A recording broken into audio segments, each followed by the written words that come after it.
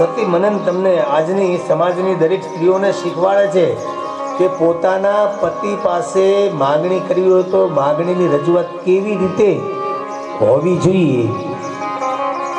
લખ્યું છે પ્રજાપતિસ્તે, હે પ્રજાપતિ, હે સ્વામીનાથ, મેં એવું સાંભળ્યું છે કે તમારા સસરાના ઘરે મોટો યજ્ઞ છે. નકર સ્ત્રી ના કહી શકે કે આજની સ્ત્રી તો આવું કહી શકે, મારા પપ્પાને તો હવન છે, તમારે આવું હતા નગર આમ ફૂહો મારે, તમારે આવું હતા હું તો આ હેન્ડી બસ કો ભરે. માં પાર્વતી આવું નહોતા બોલ્યા. શું બોલ્યા હતા? પ્રજાપતેસ્તે સ્વસુરસ્ય સંપ્રદમ.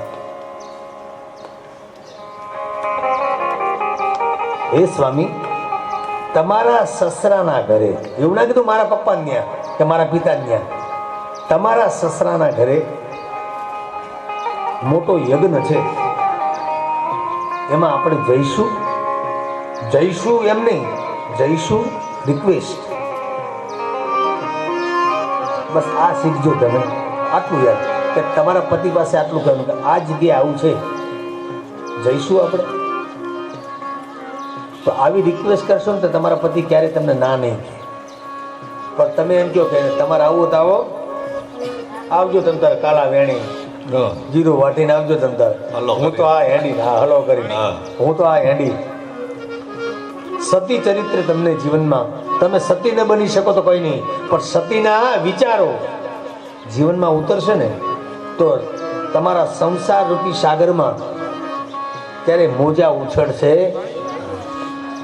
સતીના ચરિત્રથી આપણે એ સમજવાનું કે અહીંયા યજ્ઞની અંદર માં સતી શિવ ના પાડે છે છતાં ગયા.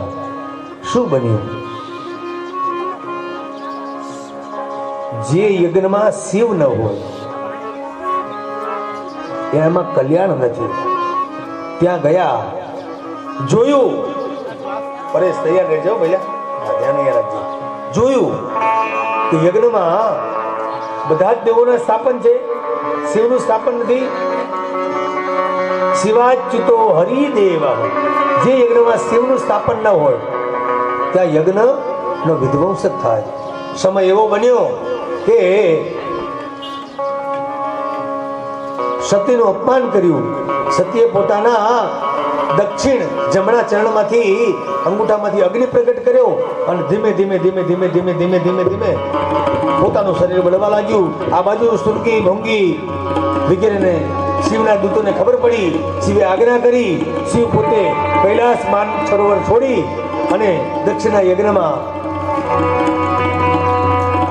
હરિક્ષેત્રમાં એટલે હરિદ્વારમાં પધાર્યા. કનખલમાં જ્યાં સતીને બળતા દેહને લઈ અને શિવજી પોતે નૃત્ય કરવા લાગ્યા, તાંડવ કરવા લાગ્યા. કેવું તાંડવ કરવા લાગ્યા? શૈલ શુંગ સમ વિશાલ જટાજૂટ ચંદ્રમા ગંગની તરંગ ભાળ વિમલ લીર ગાજે,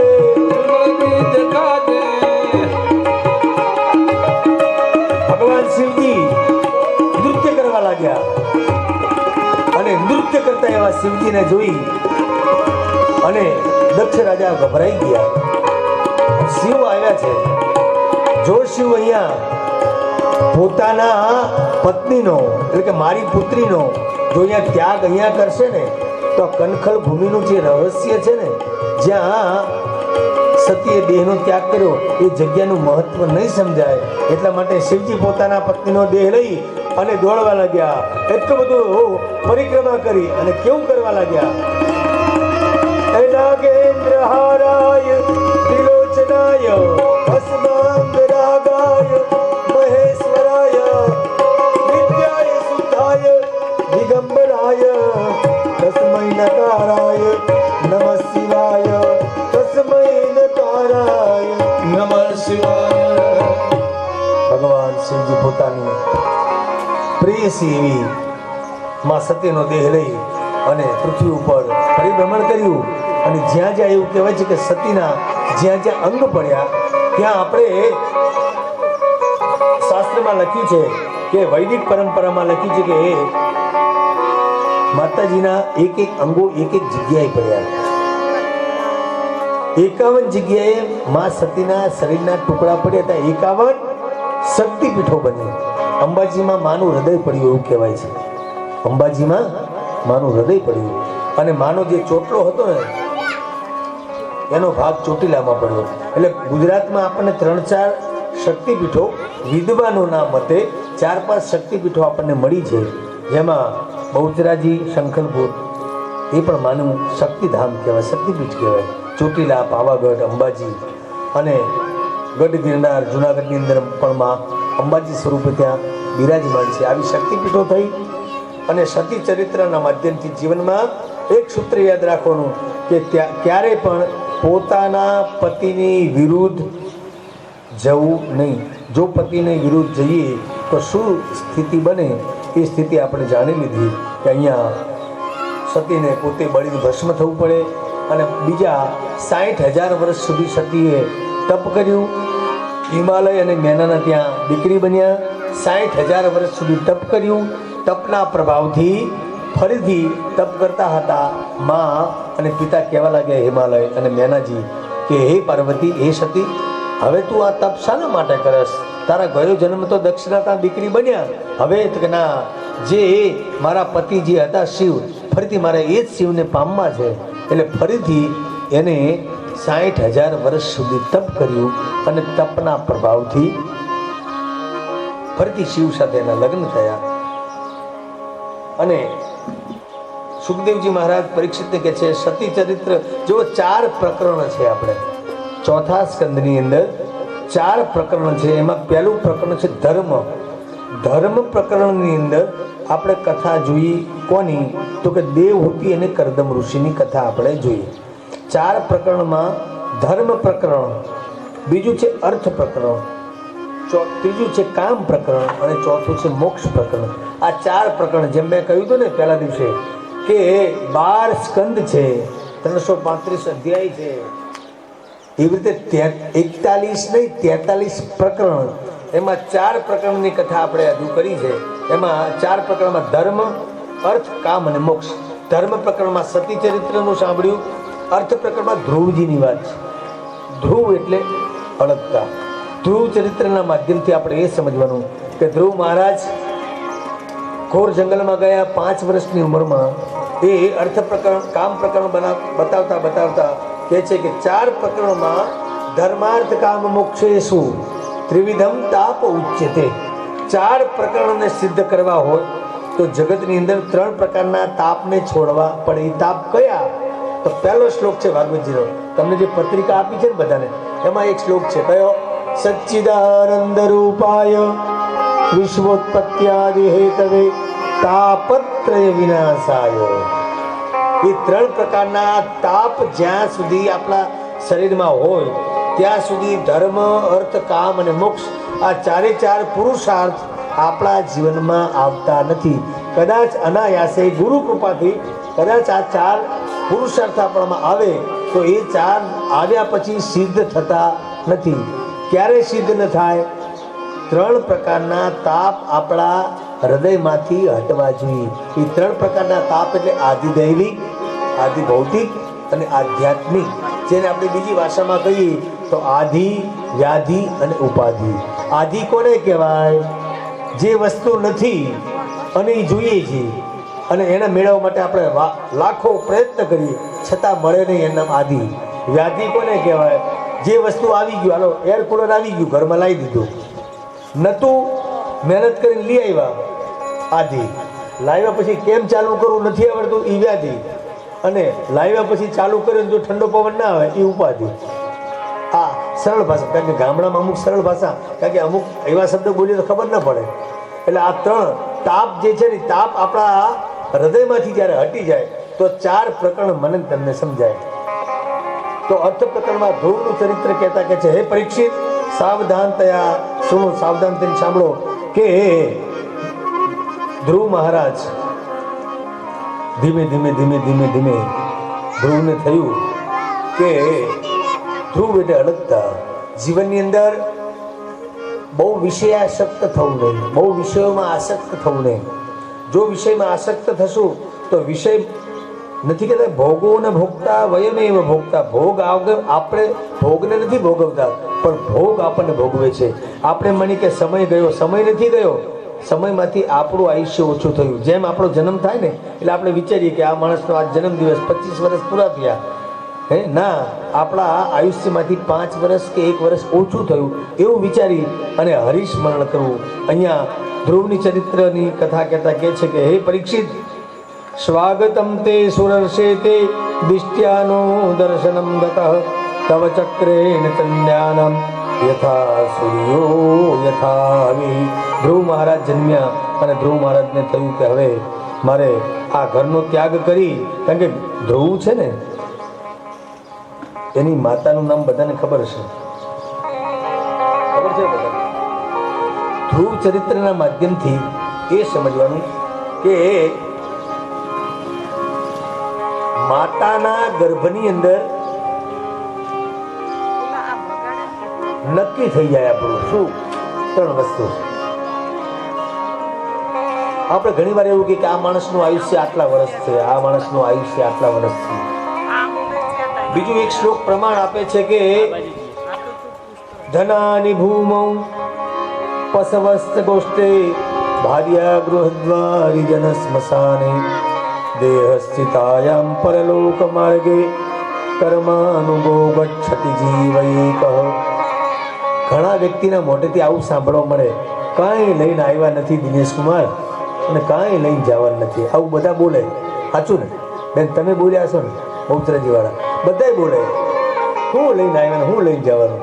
ના,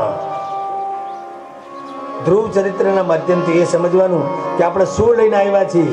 તો અંદર લખ્યું છે કે જ્યારે આપણે જન્મીએ ને ત્યારે માના ગર્ભની અંદર આપણું કુળ નક્કી થઈ જાય. જો અત્યારે હોસ્પિટલમાં કેવું બને છે, માણસ કિડની કાઢી નાખે અને કોથળી મીટાણી કહી દે કોરોના, કિડની કાઢીને ઘણું કાઢી લે. તો મોટા મોટી એ સમયમાં આવું નહીં બનતું કે બાજુમાં ઘણી બધી બહેનોને પ્રસૂતિ થાય, પૈસા આપે એટલે આની દીકરીને બદલે દીકરો દઈ દે, દીકરાને બદલે દીકરી દઈ દે. પૈસાથી બધું શું ન થાય? પણ પ્રમાણ આપે છે શાસ્ત્ર કે તમે કયા કુળમાં જન્મવાના છો એ પણ માના ગર્ભની અંદર નક્કી થઈ જાય. એટલે એક તો કુલમ, બીજું આયુષ્યમ, તમે કેટલા વર્ષ જીવશો ને એ માના ગર્ભની અંદર. ઘણી વાર આપણે નથી કહેતા કે દીકરો જન્મ્યો કે મરી ગયો. ઘણા શું કહેવાય, બિચારા આવડા નાના છોકરાએ શું પાપ કર્યા છે, હજુ જન્મ થયો અને 2 કલાકમાં એનું મૃત્યુ થઈ ગયું. પણ એ આયુષ્ય પણ માના ગર્ભની અંદર નક્કી થઈ જાય. અને ભોગ, માણસ કેટલો ભોગ ભોગવશે. ઘણા વ્યક્તિ પાસે એસી હોય પણ ટાઈટ બહુ વાતી હોય, શરદી થઈ જાય તો એસી ના ભોગવીએ છીએ. ઘણા તો ઘીના ડબ્બા ભર્યા હોય ચોખા, પણ ડાયાબિટીસ ને એવું બધું એટલે ઘી ખવાય નહીં. મીઠાઈ ને કાજુ બદામ ને કાજુ કતરી ઘરમાં હોય તો ડૉક્ટર કહે ખાતા નહીં, ડાયાબિટીસ વધી જશે. તો ભોગ, આ 3 વસ્તુ માના ગર્ભની અંદર નક્કી થાય છે. આયુષ્યમ, ભોગમ અને કુલમ, આ 3 વસ્તુ માના ગર્ભની અંદર હોય ત્યારે બધું નક્કી થાય છે. ધ્રુવ ચરિત્રના માધ્યમથી એ સમજવાનું કે ધ્રુવ મહારાજ કહે છે કે જ્યારે જ્યારે પણ માના ગર્ભની અંદર આપણો જીવ જ્યારે આવી જાય ને ત્યારે હંમેશા સારું વિચારવું અને સારું જોવું. ધ્રુવ ચરિત્રના માધ્યમથી પણ એ સમજવાનું કે ધ્રુવે પણ માના ગર્ભની અંદર ભગવાનના સ્વરૂપના દર્શન કર્યા હતા. જેમ પરીક્ષિતે દર્શન કર્યા ને, રક્ષા કરી ને ભગવાને પુત્રના ગર્ભની અંદર, એવી રીતે ધ્રુવ એ પણ માતાના ગર્ભની અંદર હતા. અને એને એમ થયું કે હવે મારા ગર્ભની અંદર આટલા સમય સુધી રહેવું અને આ બધું દુઃખ વેઠવું એના કરતાં લાવો ભગવાનની કૃપાથી હું પૃથ્વી ઉપર પ્રગટ થવું. પૃથ્વી ઉપર એવું કહેવાય આપણે ટૂંકમાં, કારણ કે રામ ને કૃષ્ણ જન્મ સુધી પહોંચવાનું છે એટલે શોર્ટમાં આપણે કથા અમુક જઈએ છીએ. તો ધ્રુવ મહારાજની કથાના માધ્યમથી એ સમજીએ છીએ કે ધ્રુવે માને ઉપદેશ આપ્યો અને કહ્યું, હે માં, જીવનની અંદર જો મુક્તિની મોક્ષની ઈચ્છા હોય ને તો અડગતા રાખજો. જ્યાં સુધી ધ્રુવ એવું કહેવાય છે ઘોર જંગલમાં ગયા, ઘણા વર્ષ સુધી તપ કર્યું, તપના પ્રભાવથી તપસા સેજ્યતે કૃષ્ણ. કૃષ્ણને રાજી કરવા હોય ને તો એક જ વસ્તુ કરવી. શું? શ્રી કૃષ્ણ શરણમ મમ. બસ આ મૂળ મંત્રનો જપ કરો, રાજી થશે. ધ્રુવ મહારાજ એવું કહે છે કે સાંભળો માં, જીવનની અંદર સુખી થવું હોય તો કૃષ્ણ સમૂહ નહીં દેવતા. કૃષ્ણની ચિંતા સિવાય કંઈ કરવાની જરૂર નથી. ધ્રુવના આખ્યાનથી આપણે એ સમજ્યા કે ધ્રુવ જીવનની અંદર, આકાશની અંદર, દક્ષિણ દિશાની અંદર કે ઉત્તર દિશાની અંદર ક્યાં હોય? ધ્રુવનો તારો ક્યાં હોય ખબર છે? કોઈ આકાશમાં કોણ ખબર છે? એ ધ્રુવને એવું કહેવાય છે કે ભગવાને યમરાજા આવ્યા ને તો યમરાજાની માથે પગ મૂકી દીધો અને કહે છે કે મારે મૃત્યુ મૂર્ધનિમ પદમ દત્વા, મૃત્યુની ઉપર પગ મૂકી અને ભગવાન વાસુદેવની કૃપાથી, કૃષ્ણની કૃપાથી અંતરિક્ષની અંદર, આકાશની અંદર, ઉત્તર શ્યામ, ઉત્તર દિશાની અંદર ધ્રુવનો તારો છે. જીવનની અંદર જગતને જો પ્રકાશિત કરવા હોય ને તો માં કે ને એમ કરવું. અને જે વ્યક્તિએ માની સેવા કરી છે, જે માનું વર્ણન કર્યું છે અથવા માની સેવા કરી છે એ દીકરાઓના નામ અત્યારે ભાગવત જેવા મહાપુરાણોમાં એના નામ બતાવવામાં આવેલા છે. તો ધ્રુવ એ પણ એ રીતનું બતાવે છે. પછી સ્વર્ગ અને નરકનું વર્ણન બતાવે છે. જળ ભરતની કથા. જળ ભરત, આપણે જેને જળ ભરત કહીએ છીએ, ખરેખર જળ ભરત નથી, એને આપણે બધાએ જળ ભરત બનાવી દીધો. બાકી પરમહંસોમાં જે 8 પરમહંસો બતાવેલા છે, આ દુનિયામાં 8 વ્યક્તિ એવા છે પરમહંસનું પદ મળ્યું. તો એમાં 8માં પહેલું નામ એટલે રામકૃષ્ણ પરમહંસ, જેને આપણે બધા ઓળખીએ છીએ. એ પરમહંસની કક્ષાનો પહોંચેલો માણસ. સ્વામી વિવેકાનંદ, આ બધા પરમહંસ. પરીક્ષિત રાજા હોવા છતાંય પરીક્ષિતને પણ પરમહંસનું પદ મળ્યું છે કે આટલું બધું રાજ્ય છોડી અને ગંગા કિનારે જઈ બધું છોડી અને જો ભગવાનની ભક્તિમાં લીન થઈ જાય, આને પરમ ભક્ત નહીં તો બીજું કોણ? અને પરીક્ષિતને પણ પરમહંસ કહેવામાં આવ્યા. એવું કહેવાય છે કે ગંગા કિનારે પરીક્ષિત જ્યારે આ કથા સાંભળતા હતા, ધ્રુવની, પ્રહલાદની, બધી કથા સાંભળ્યા પછી એને એક પ્રશ્ન કર્યો. સાધુ પૃષ્ઠમ મહારાજ હરેસ્તરિતમ અદ્ભુતમ યદ ભાગવત માહાત્મ્યમ ભગવત ભક્તિવર્ધનમ. હે પરીક્ષિત, અનેક રાજાઓની, અનેક સંતોની, અનેક ભક્તોની કથા સાંભળ્યા પછી જીવનની અંદર જો પાપ અને પુણ્યની વ્યાખ્યા નહીં સમજાય તો તજ્જીવનમ વ્યર્થમ, એ જીવન વ્યર્થ છે. પાપ અને પુણ્યની ભાષા જો ન સમજાય તો પછી ઘણી બધી કથા સાંભળો એનાથી શું ફરક પડે?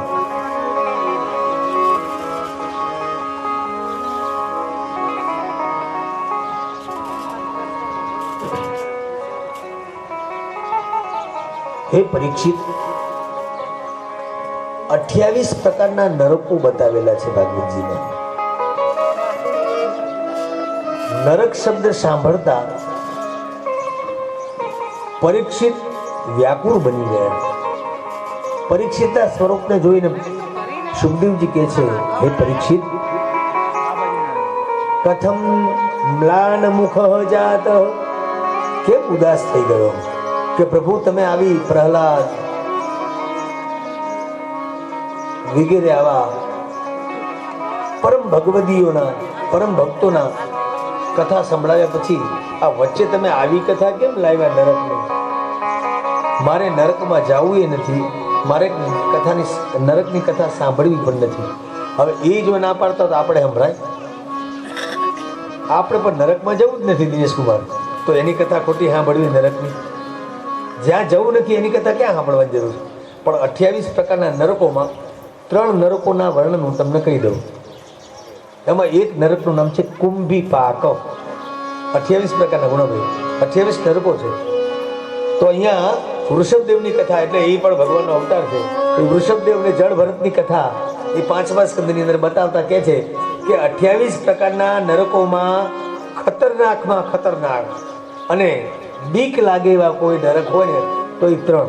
આમ તો 28 છે, પણ 3નું મહત્વ અમને દાદાજીએ સમજાવેલું, કૃષ્ણશંકર શાસ્ત્રીએ, જે પત્રિકામાં ફોટો છે એ, કે આ 3 નરક વિશે બોલવું અને 3 નરકથી બચવું. એમાં પહેલું છે કુંભી પાક. કુંભી પાક એટલે શું? તો કે કુંભી એટલે લોહી.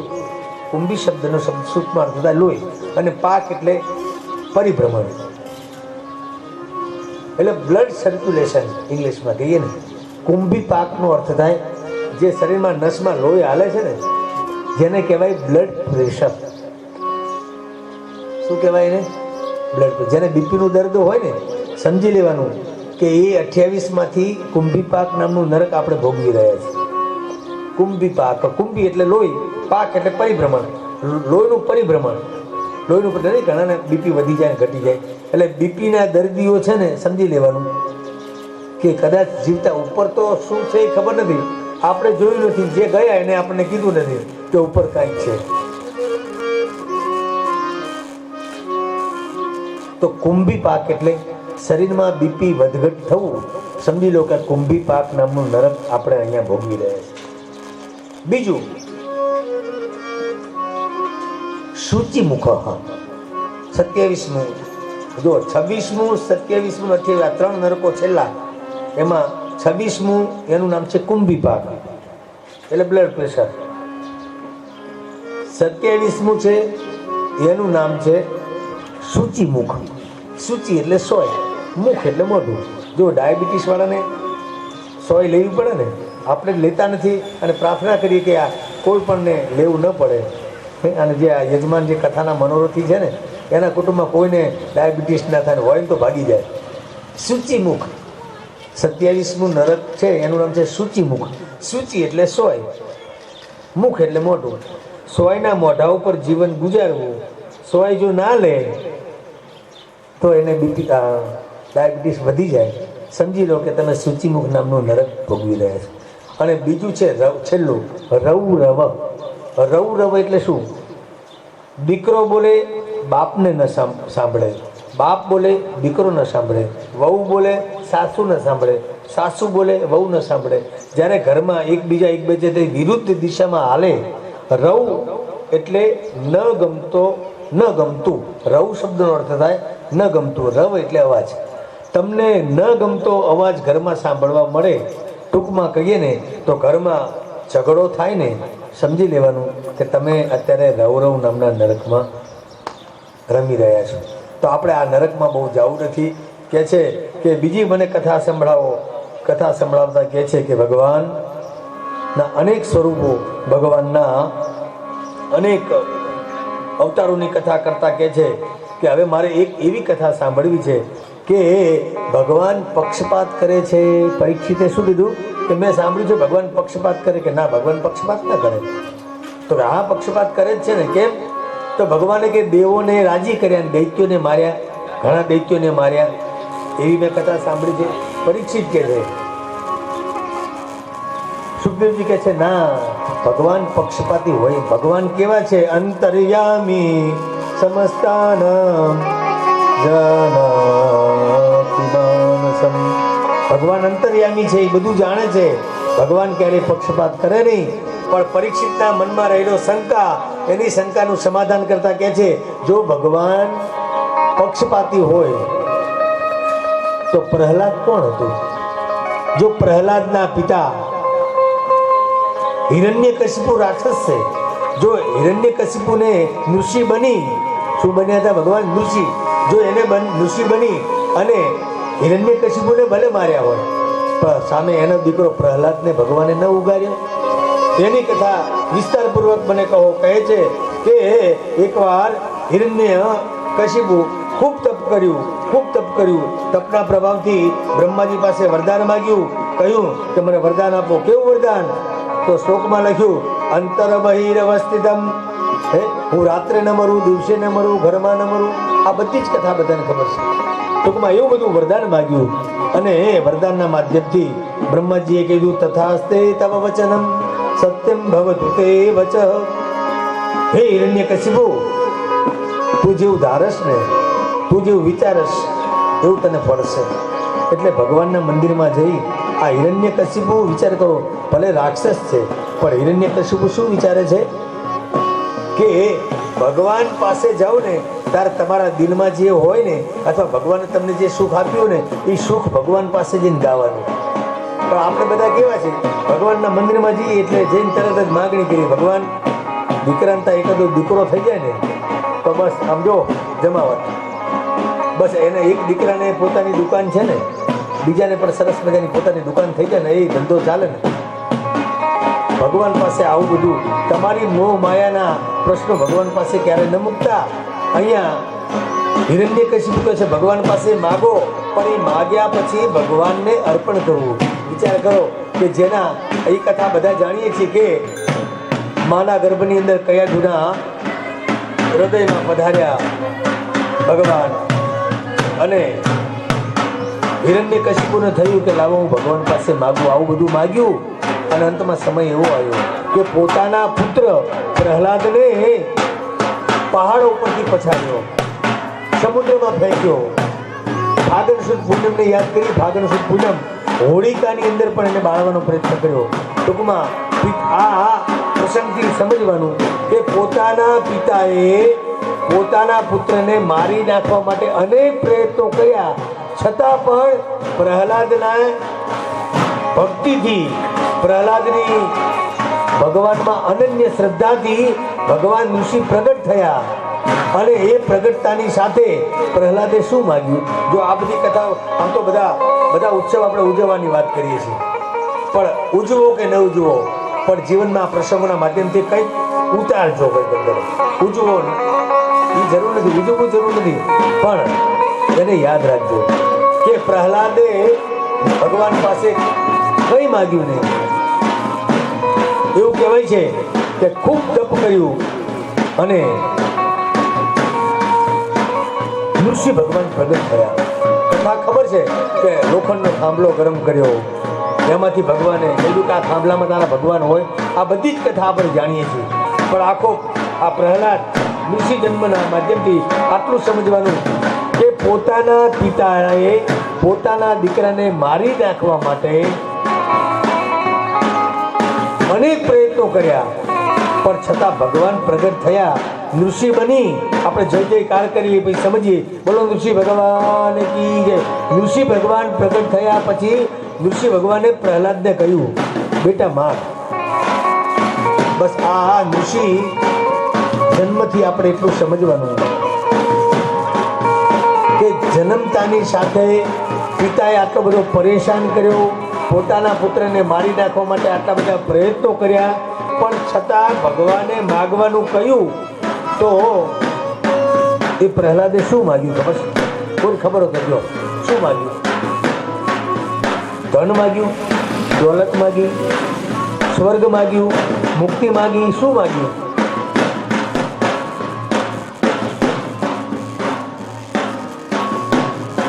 હે નાથ, મારા પિતાએ એવું વરદાન માગ્યું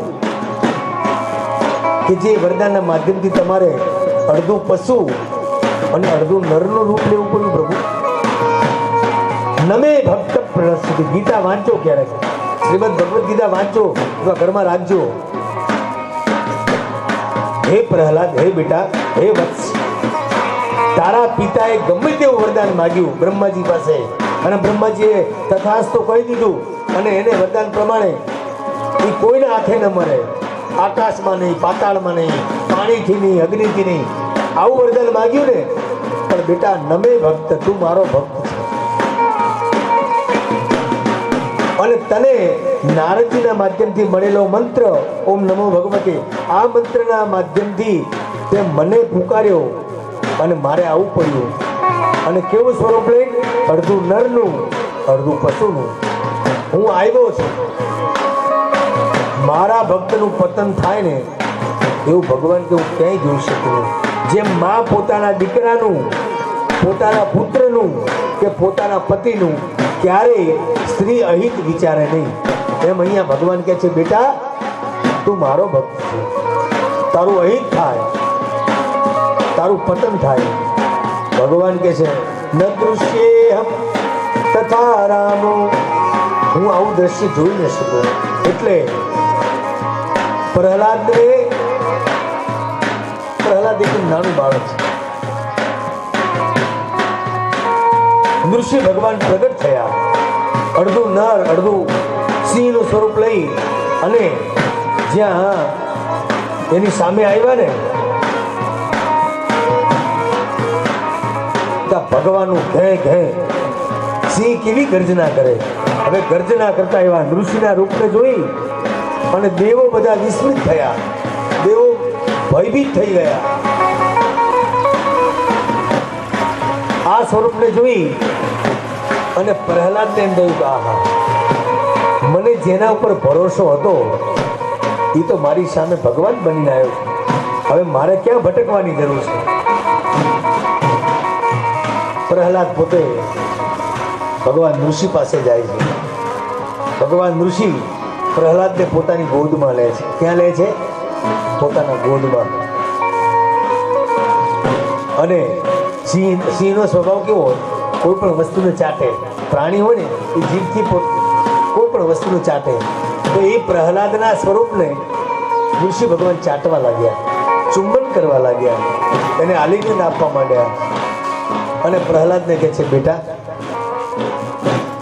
તારા પિતાએ તને આટલો બધો હેરાન કર્યો, પહાડો ઉપરથી પછાડ્યો, નદીમાં પછાડ્યો, પાણીમાં વહેતો કર્યો, ગરમ પાણીમાં તને તારા પ્રાણ છોડવા માટે, તને મારી નાખવા માટે આટલા બધા પ્રયત્નો કર્યા, છતાં ભગવાન જેની પડખે હોય ને એટલું યાદ રાખજો આ ચરિત્રના માધ્યમથી કે ભરોસો રાખજો.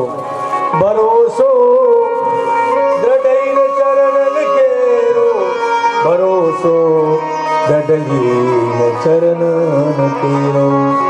ભરોસો રાખજો વાલા કુટુંબીજનો, ઈશ્વર ઉપર તમે ભરોસો રાખજો. કોરોના તમને કાંઈ નહીં કરે. અમદાવાદમાં તો અત્યારે સમાચાર મળે ને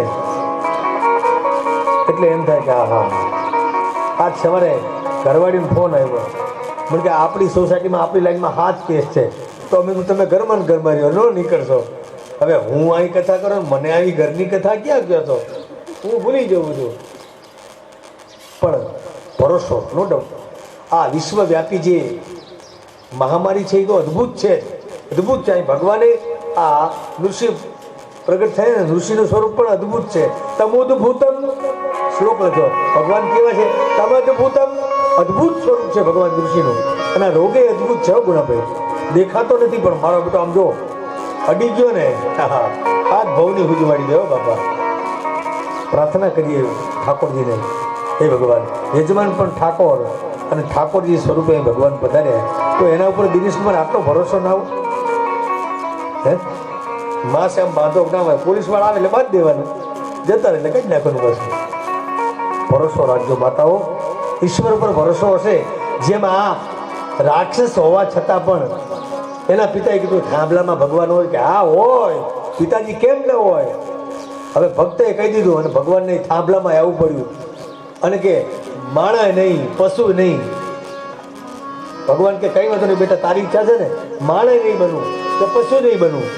હે નર અને સિંહ બંને બન્યા છે ને. આપણા યજમાનનું એક ભાઈનું નામ છે ને નરસિંહ. નરે નહીં, સિંહ નહીં, નરસિંહ બન્યા અને પ્રહલાદની રક્ષા કરી.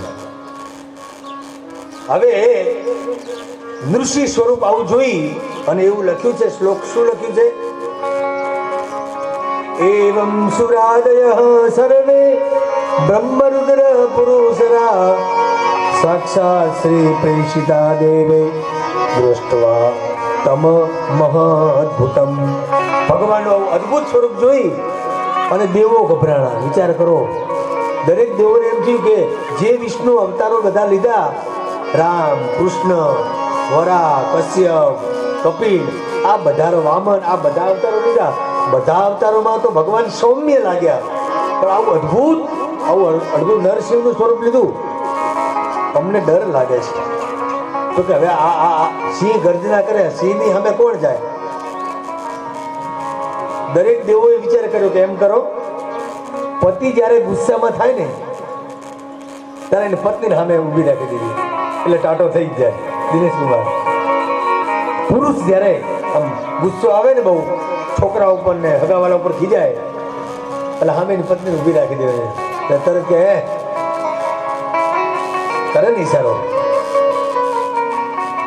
અહીંયા એવું બન્યું છે. શ્લોક કે છે સાક્ષાત શ્રી પ્રેષિતા દેવૈહી. દરેક દેવો ભેગા થયા ને કીધું, જવો ને બ્રહ્માજી તમે. બ્રહ્માજી આમ પાછા પડ્યા, દાઢી આમ થવા માંડી. આવા સ્વરૂપને જે આની પાસે ન જવાય. બ્રહ્માજી પાછા પડ્યા. એવ બ્રહ્માદય સુરગણા. ઇન્દ્રને કીધું તમે આ ઋષિને શાંત કરો, આપણું ગજું નહીં. ઇન્દ્ર જેવા સ્વર્ગના રાજા પણ પાછા પડ્યા. જગતની ઉત્પત્તિ કરવાવાળા બ્રહ્માજી પાછા પડ્યા. તો કે હવે આને શાંત કોણ કરશે? તો કે દેવૈહી સાક્ષાત સ્ત્રી પ્રેષિતા. દેવો ભેગા મળીને કીધું કે એમ કરો, લક્ષ્મીજીને મોકલો એમના પત્નીને, એટલે શાંત થશે. તો અહીંયા શ્લોક લખ્યો, હું નથી કહેતો, એક શબ્દ ખોટો નહીં બોલાય. અદૃષ્ટા સુત પૂર્વત્વાત સા નાનુપેયાતિ શંકિતા. લક્ષ્મીજીને મોકલ્યા કે જાઓ, આ તમારા પતિ આ જો નરસિંહ બન્યા, આમ ઘે ઘે ઘે ઘેમ સિંહ કેમ ગર્જના કરે, અને આવા સ્વરૂપને જોઈને દેવો પણ ગભરાવા લાગ્યા. એટલે દેવોએ ભેગા થઈ અને લક્ષ્મીજીને મોકલ્યા. તો અહીંયા શ્લોક શું કહે છે? અદ્રષ્ટા. લક્ષ્મીજી એમ કે છે કે તમે ભલે હું કહેતા હું જઉં, પણ મને પણ શંકા છે કે આ ઋષિ છે ને આ મારા ઈ નથી. વિચાર કરો, એ ઋષિના સ્વરૂપને શ્લોક કે છે ગુણાભાઈ, આ શ્લોક પ્રમાણે કથા હાલે છે. સાક્ષાત દેવૈહી સ્ત્રી પેશિતા. દેવોએ લક્ષ્મીજીને મોકલ્યા, પણ લક્ષ્મીજી પોતે કહે છે નાનું પેયાતિ શંકિતા, મને શંકા છે કે આ મારા ઈ નથી. વિચાર કરો, સ્ત્રી નગર પુરુષને ના ઓળખી જાય. પુરુષ ખાલી બજારમાં જઈને કોને મળીને આવ્યા છે ને, એ ઘરે ખાલી બે ને તાય પત્ની ઓળખી જાય કે આજ તમે કોને મળી.